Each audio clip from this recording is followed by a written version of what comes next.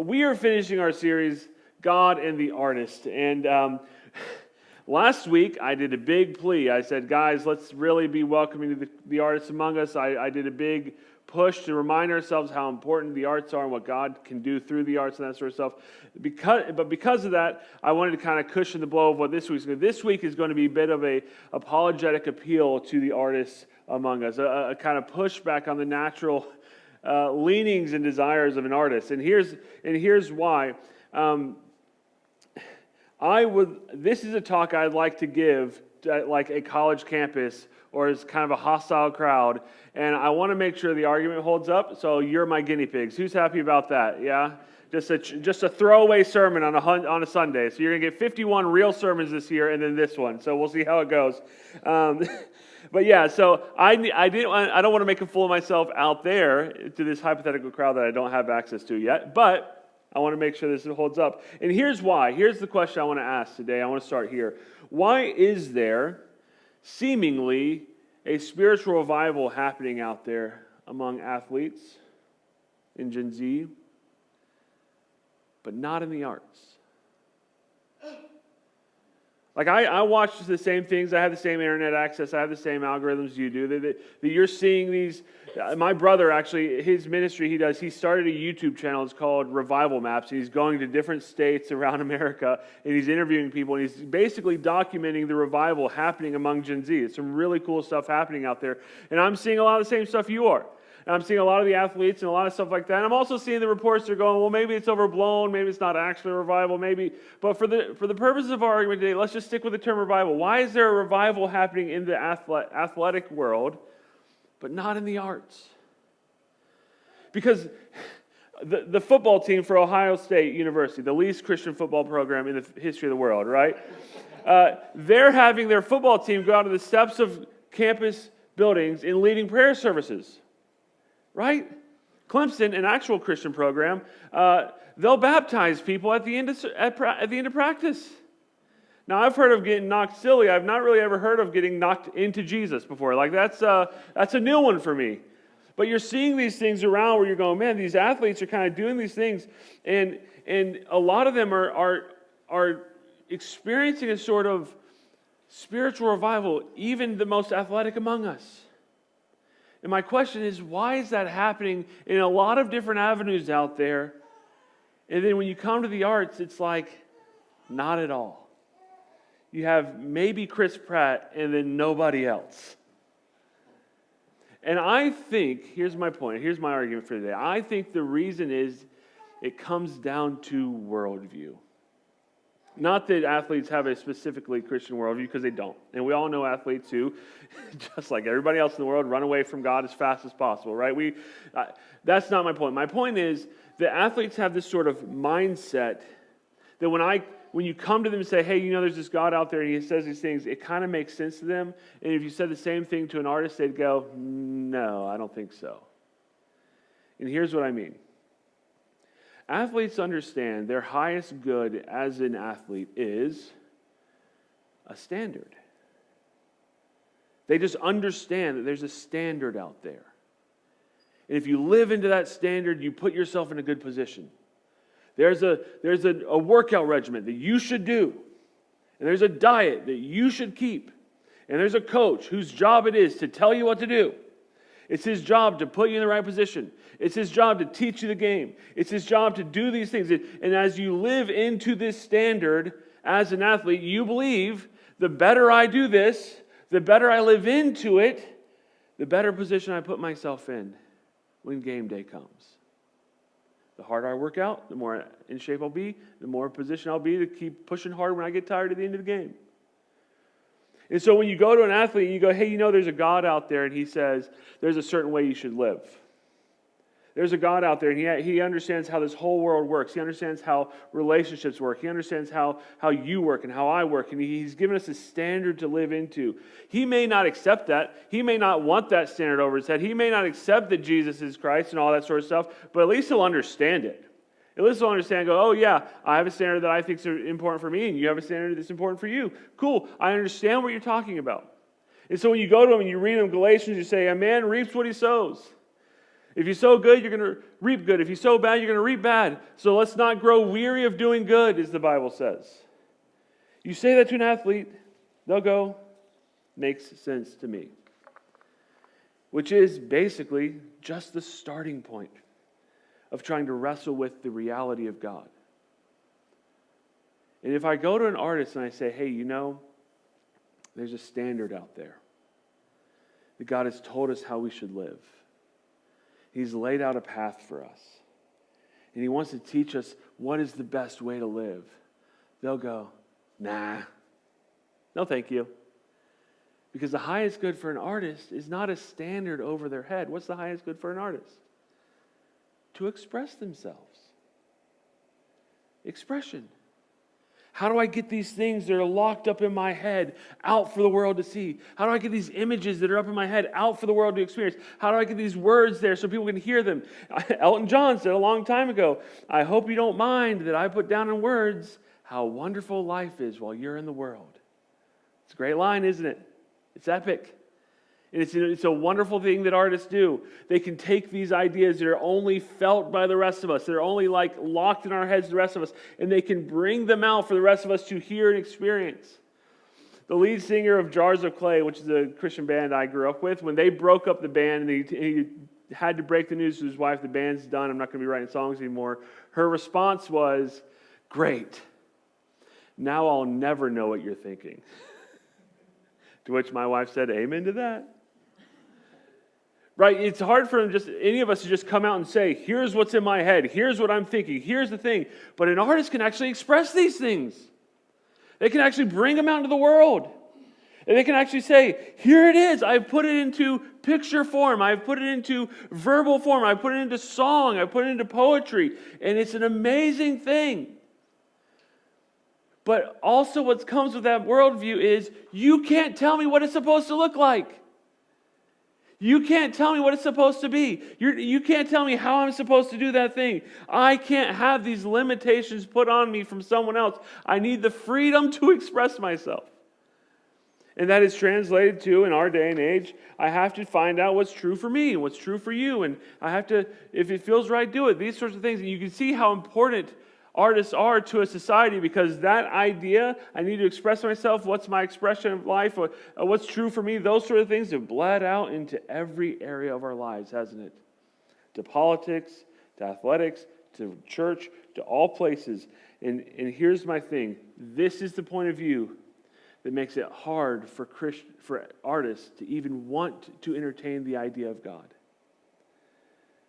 Because it's like, at the very starting point, it grates against their sentiment, just the way they view the world.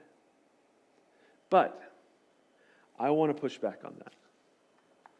I want to push back on the idea that artists just need nothing but freedom, that all they're working for is expression, that actually this idea of a standard makes more sense for an artist than we tend to think.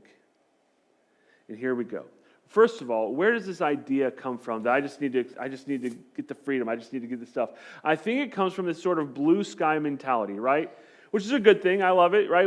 If you could do anything you wanted in life, and you knew you couldn't fail, what would it be? And you just go, blah, whatever the answer is, right? This is the sort of mindset of an artist. If I could just do anything on earth, I could just do, if anything was available to me, what would I do? How could I do it? What would I create? But here's the deal. Here's the dirty little secret when it comes to art. Are you ready? All art happens inside limitations. There is no art without limitations. There is no art without first saying, what are some barriers and borders that I'm going to, Bradley, I know you're looking for it. I didn't put it in there. I wrote it on the sheet of paper, but it's not in there. Anyways, what he's trying to put on the screen is, all art happens inside a limitation. So, miscommunication. Bradley's panicking back there.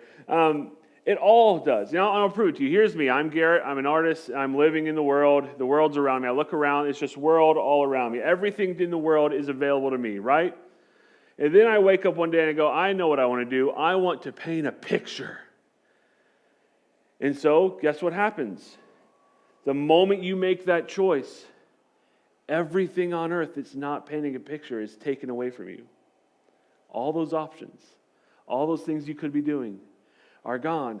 Everything from singing a song, writing music, even drawing, it's all taken away so that you could paint a picture. And I know what you're thinking, well, like, yeah, I can paint a picture, then when I'm done, I can go write a song. Yes, you can. But if you want to get good at painting pictures, you might have to work so long and so hard at painting pictures that you don't have time to write songs when you're done. And then that's only one question you've asked. What is this? What kind of paint are we talking about? Are you going to do fruit? Are you going to do a mountain range? Are you going to paint a person? Like, is it going to be on a canvas, on a wall? Are we talking watercolor, oil, acrylic? Like, what kind of paint are we talking? And all these questions narrows down your options. Then you go, oh, it's going to be on a canvas. Okay, which canvas is it going to be? This one, 3 feet wide by 2 feet tall. That's my canvas. And all of a sudden, with a matter of 4 questions, you have narrowed the entire world down to a 3 by 2 sheet of paper, and that's your options now. You are now limited to this. When a few minutes ago, you had the whole world at your fingertips. And it's just a few questions that limited ourselves to say, what is it you actually want to do?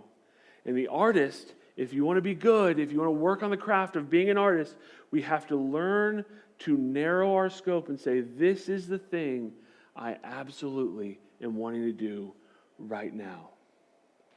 All art happens inside of limitations. And that's not even the more important question. Not only are you expressing yourself, but you have to ask the question, how are you going to be able to express what you're trying to express? Where are you going to get the skill set to do that? And this is when you realize, when you are creating art, there's a whole lot more to art than simply expressing yourself. A toddler throwing a fit in the grocery store aisle is expressing himself. And guess what? He has no limits. He's doing whatever he wants. And no one on earth would call it art. Because it's not. It's just a kid expressing himself, right?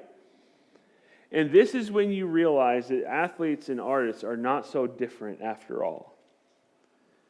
Because if you want to become a great artist, you will have to learn how to live into a certain standard that will let you become a great artist.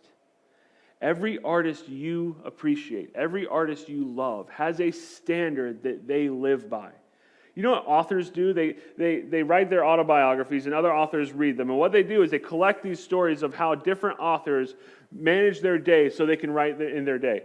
And every author you'll read about, every author you'll ever find has a very strict rule of how their day is laid out so they can be the best author they can be. I'm going to wake up at this time. I'm going to go for this long of a walk. And I'm going to get coffee this time. And then I'm going to write for 4 hours. And I'm going to have lunch exactly this time. I'm going to write for 2 more hours. They have a standard they live by. I'm going to read for this many hours every day so I can keep getting good words in my head. They have a standard they live by. And every artist you appreciate has lived by a standard for long enough to where they have become good at what they do. Here are some examples that I've come across and I just love and they inspire me. I'm going to share them with you. The first is a guy named Chuck Jones. In the world of animation, there's basically 3 guys very early on, or 3 groups that were super revolutionary in the art of animation. Okay, the first is obviously Walt Disney, right? Then there's Max Fleischer, who did that Superman cartoon from back in the day. Remember, those are awesome. And then the next group that revolutionized animation was a group called Looney Tunes. Okay, Looney Tunes, and Chuck Jones was one of the just sort of key, one of the 4 horsemen basically of Looney Tunes. He's a legend there. And Looney Tunes had this amazing idea that for you and me, since we are on this side of Looney Tunes, we think it's just obvious that everyone would have come up with this, but someone had to have this idea. You ready? They had this idea that they were going to make the landscape and the background of the cartoon match the characters in the cartoon. Isn't that funny? So like, for example, in Jungle Book, you have this beautiful painting, this like realistic looking tree. The background's kind of realistic looking. And then you have a cartoon boy and a cartoon snake sitting on the tree. That was cartoons for a long time. And then Looney Tunes comes along and they say, no, we're going to make the entire thing match each other. We're going to make the entire thing have the same characters, same mode. And it took some person to come along and say, I have a new idea. We're going to do this. And one of the people was named Chuck Jones. And he was asked, because they interviewed him, because he's one of the legends of Looney Tunes. And, hey, how do you get so good at telling these jokes and writing these gags and all these sorts of things? And he says this. This is an amazing line that I love. He says this. This is the vital factor in all comedy and all drama. Are you ready? He's about to tell you one of the keys of art. Are you ready? What are your disciplines? What are the places you won't go? What are the things you've put in your way to say, nope, you're not allowed to do this. You have to do this over here. What disciplines do you have as an artist? In order to make good, wacky cartoons like this, you got to ask yourself, what disciplines, what structures, what standards am I willing to live under? And a discipline, and a structure, and a standard is something that's allowed to come into your life and say, no, you're doing that wrong. And as you listen to it, it helps you become a better artist. All right, here's the next one. This is a cello player. This guy plays this whole piece in this video. And then and then this coach is going to sit down next to him. And this coach, who's right before this section of the video, because I don't have a ton of time to play this video. It's going to be about a minute long.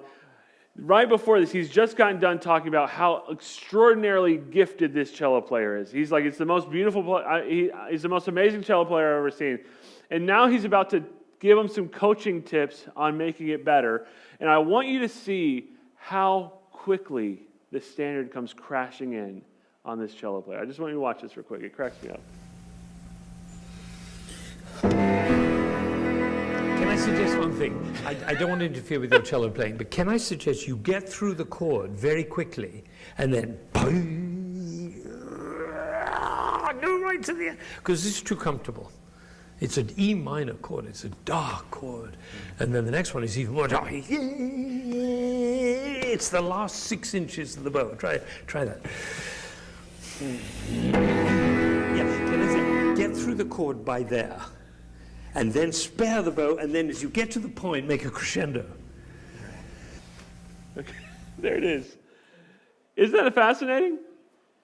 Hey, highly trained cello player, play, and I'll tell you how you can fix it. 1 second, and hey, can I fix this for you? You're doing it wrong already. Can I fix it for you? And the more he's willing to let another person speak into his art like that, the better he's going to become. And everywhere you look in art, the standard comes crashing down. Now, I was reading a book there's a book about how people become masters at things and exceptional at things. And he was interviewing the world's best guitar player. And I don't know how you become the world's best. I don't know how you decide who's the best guitar player, because it's not like you can I can win a game of guitar against you. But someone decided this man's like the best guitar player out there. And he had written this piece of music that he wants to perform in his band, except once he got done writing it, he didn't have the ability to play it. The piece was too difficult for him to play. Isn't that fascinating? And so the journalist goes, well, then how are you going to do it? Like, what's going to happen? He goes, well, I should have it by next week. I'm going to learn it at quarter speed. I'm going to speed it up to half speed, perfect it at 3/4 speed, and I'm going to be able to play it at full speed. And it should take me about a week. And the people who study excellence, the people who study those who just become experts at what they do, they call this intentional practice. I'm going to sit down and I'm not going to jam with my buddies. I'm not going to just play my favorites. I'm actually practicing. I'm practicing something very specific. And when I get it wrong, I have to go back and get it right. And when I get it wrong, I have to go back and get it right. I'm going to keep doing it until I have it perfect. I'm perfecting something. And then I'm going to speed it up. It's intentional practice. And if you and I want to get good at anything at all, any artist you love, any artist you appreciate has had years and decades of intentional practice that they have put into their craft. It is not just some hobby for them. It is something they treat like a craftsman treats their work. And spends their entire life saying, I'm going to get better at this until I'm as good at this as I can ever be. And the way they do that is by living under a standard that says this is the right way to do it. And the great rule of art is this: you have to learn the rules before you can what? Break the rules. Y'all never heard that before?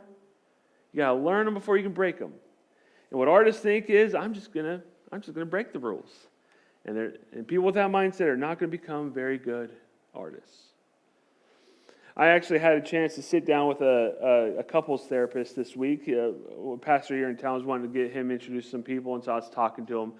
And I said, what are some things what are some ways you help couples come back from the brink? Like, what are some ways you do that? And he goes, well, the first thing you do is you stop the conflict. And he goes, recognize what the conflict is, figure out what it is, because my guess is it's probably happening the same way over and over and over again. It's the same sort of emotions at play, the same sort of interactions happening. And if you can figure out what that is, you can learn a new way to interact in those moments, and you start practicing a new way of interacting in those moments of conflict, and the conflict dies down. Isn't that funny? It's kind of like intentional practice for relationships. It's kind of like you can let a standard exist over your relationships, and the relationships will get better. Here's what the Apostle Paul says about being a Christian. He says this in 1 Corinthians 9. He says, Do you not know that in a race all runners run, but only one gets the prize? You should run in such a way as to get the prize. I did not run as someone who runs aimlessly. Right? That's what we all think we should do. Whatever works for you, whatever feels right, whatever you want to do. No, I'm not going to run aimlessly. I do not fight like a boxer beating the air. I strike a blow to my body, and I make it my slave, so that after I preach to others, I myself will not be disqualified for the prize. He's going, even our spiritual lives benefit when we put a standard over our head. The more you look around, everywhere you look, you'll see that a standard that you can live into makes sense. There's value to living into that standard. And if you have the right standard, it can come into your life and you say, nope, you're doing that wrong. You need to change it. The way you're speaking to your spouse is wrong. You need to change it. The way you're going to work is wrong. You need to change it. The way you're treating others is wrong. The way you're doing your art is wrong. You need to change it. The way you're doing your sports is wrong. You need to change it. And there's a standard over your head everywhere you go. And even as artists, with such a high value in expressing yourself, I think you can understand the value of a standard in your life. And it doesn't just benefit your work. It doesn't just benefit your sports teams. It doesn't just benefit your art. It can benefit your entire life. It can benefit your relationships, your spiritual lives, and everything.